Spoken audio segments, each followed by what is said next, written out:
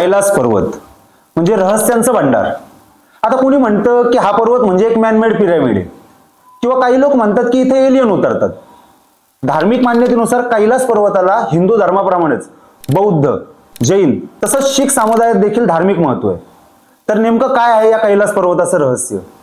आजपर्यंत जगातलं सर्वात उंच शिखर म्हणजे माउंट एव्हरेस्ट, ज्याची उंची जवळजवळ 8848 मीटर एवढी, पण त्यावरती जवळजवळ 6000 पेक्षा जास्त गिर्यारोहकांनी यशस्वी चढाई केली। पण त्यापेक्षा कमी उंची असून देखील कैलास पर्वतावरती आजपर्यंत एकही व्यक्ती चढू का शकला नाही, या सर्व रहस्यांची माहिती जाणून घेऊया आजच्या भागात। नमस्कार, मी प्रमोद आणि तुम्ही बघताय स्क्वेअर मराठी। तर मित्रांनो, कैलास पर्वताची उंची ही 6714 मीटर एवढी आहे, म्हणजे माउंट एव्हरेस्ट पेक्षा जवळजवळ 2134 मीटर कमी आहे। तरी देखील आजपर्यंत कैलास पर्वतावरती एकही मनुष्य चढाई करू शकला नाही। कैलास पर्वत हा 1962 साली भारताकडून चीनने ताब्यात घेतला होता। कैलास पर्वताला हिंदू धार्मिक मान्यतेनुसार भगवान शंकराचं निवासस्थान म्हणून मान्यता आहे। जैन धर्माचे पहिले तीर्थकार भगवान ऋषभदेव यांना आत्मज्ञानाची प्राप्ती ही याच ठिकाणी झाली आणि याच ठिकाणी त्यांनी कैलासात दिव्यत्व प्राप्त केलं अशी देखील मान्यता आहे।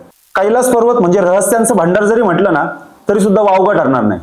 या पर्वताला पृथ्वीचं केंद्र देखील मानण्यात येतं। कैलास पर्वताचं उत्तर ध्रुवापासूनचं जर अंतर बघितलं तर ते 6666 किलोमीटर आहे आणि त्या अंतराला जर 2 ने गुणलं तर 13332 एवढं अंतर दक्षिण ध्रुवापासून आहे।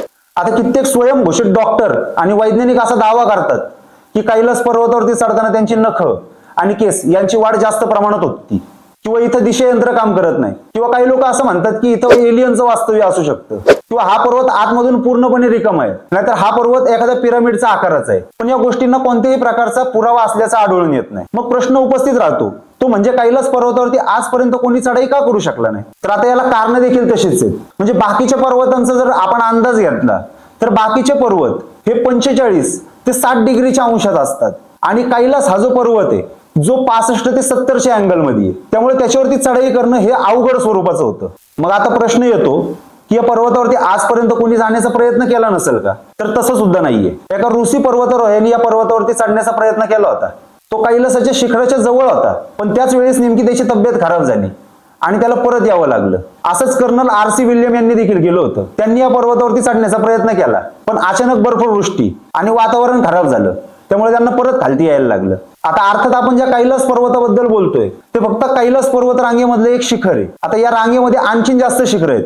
मसलन हे कैलास पर्वत रांगेमधलं सगळ्यात उंच शिखर आहे। आता तिबेटचे जे स्थानिक लोक आहेत ते या पर्वताला कांग रेनपोचे म्हणतात। आता त्याचा शाब्दिक अर्थ असा होतो की हे देवतांचं घर आहे। आता कैलास पर्वत ज्याप्रमाणे भगवान शंकराचे निवासस्थान म्हणून प्रसिद्ध आहे, त्याचप्रमाणे या पर्वताला शक्तिपीठ म्हणून देखील मान्यता देण्यात आलेली आहे। कैलास पर्वताचं वर्णन हे शिवपुराण, मत्स्यपुराण तसंच स्कंद पुराणात देखील बघायला मिळतं।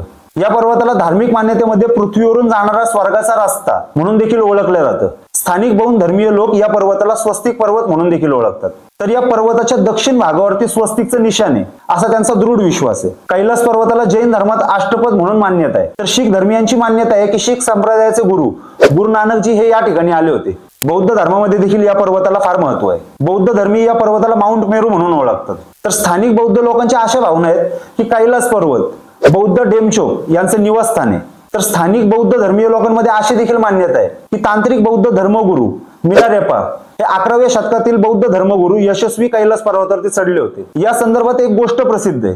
तर नेमका विषय असा झाला, मिलारेपा जे बौद्ध धर्मगुरू होते आणि दोर्जे फार्मो जे स्थानिक बौद्ध धर्मगुरू होते, यांच्या दोघांच्या मध्ये धर्म कोणता श्रेष्ठ याच्यावरती स्पर्धा लागली होती। भरपूर वेळ झाला तरी पण स्पर्धेचा काही निकाल ठरत नव्हता। तेव्हा आणखीन एक स्पर्धा लागली, ती म्हणजे जो कोणी कैलास पर्वतावरती सर्वात आधी चढल तो जिंकला। त्यावेळी दोर्जे फार्मो एका जादुई ढोलावरती बसून कैलास पर्वतावरती जायला लागले आणि मिलारेपा जे ध्यानस्थ बसले। ज्यावेळी दोर्जे फार्मो हे कैलास पर्वताच्या जवळ होते त्यावेळी मिलारेपा एका सूर्यकिरणावरती आरूढ होऊन कैलास पर्वतावरती चढले।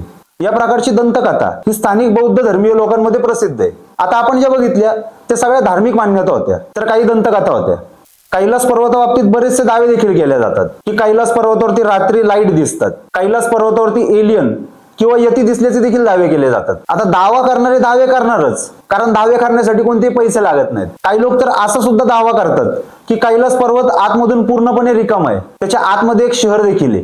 म्हणजे 1999 साली एक रूसी डॉक्टर अर्नेस्ट मुल्दाशेव यांनी कैलास पर्वताबाबतीत एक थिअरी दिली होती. त्यात त्यांचं असं म्हणणं होतं की कैलास पर्वत हा आतमधून पूर्णपणे रिकामा आहे आणि हा पर्वत 100 पिरॅमिडचा एक संच आहे जे एकावरती एक रचलेले आहेत आणि हे मनुष्य किंवा एलियन्सने बनवलेलं आहे असा दावा केला होता. आता हे दावा करणारे जे डॉक्टर अर्नेस्ट मुल्दाशेव आहेत ते कोणते सायंटिस्ट नसून फक्त डोळ्यांचे डॉक्टर आहेत. आणि एलियन्सच जर म्हणाल तर एलियन्स दिसल्याचे दावे हे आजकाल आपण रोज इंटरनेटवरनं बघत असतो.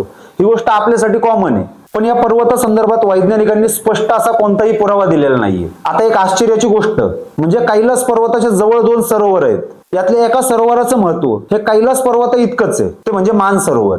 या सरोवराला ब्रह्मदेवाच्या मनातून उत्पन्न झालेलं सरोवर असं देखील म्हणण्यात येतं. त्यामुळेच या सरोवराचं नाव हे मान सरोवर असं पडलेलं आहे. तर मित्रांनो, बाकी तुम्हाला ही माहिती कशी वाटली ते आम्हाला नक्की कळवा आणि अशाच नवनवीन माहितीसाठी आमच्या YouTube चॅनलला लाईक करा, शेअर करा आणि सबस्क्राईब करायला विसरू नका. धन्यवाद.